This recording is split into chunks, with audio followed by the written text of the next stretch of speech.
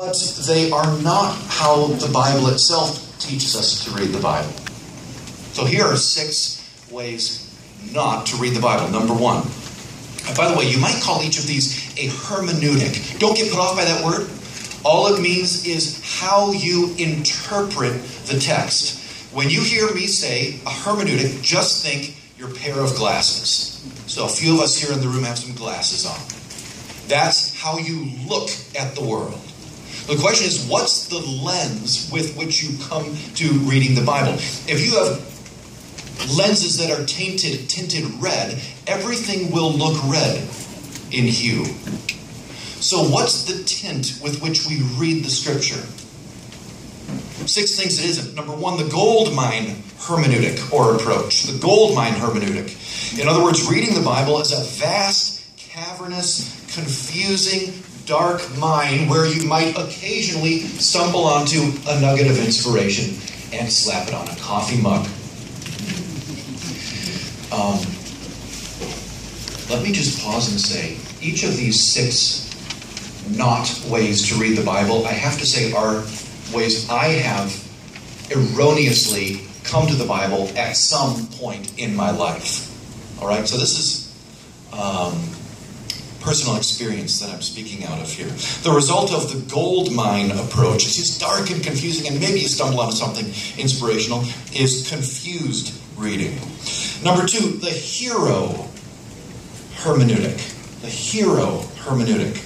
Reading the Bible as a moral hall of fame that gives us one example after another of incredible men and women to try to live like.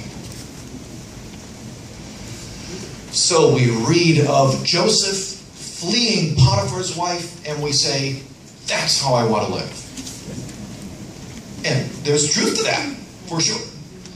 But if that's the main lens, tint, hermeneutic, the result will actually be despairing reading, because you and I won't perfectly. Number 3, the rules approach. Reading the Bible on the lookout simply for commands to obey, invariably to subtly reinforce a sense of personal superiority towards others.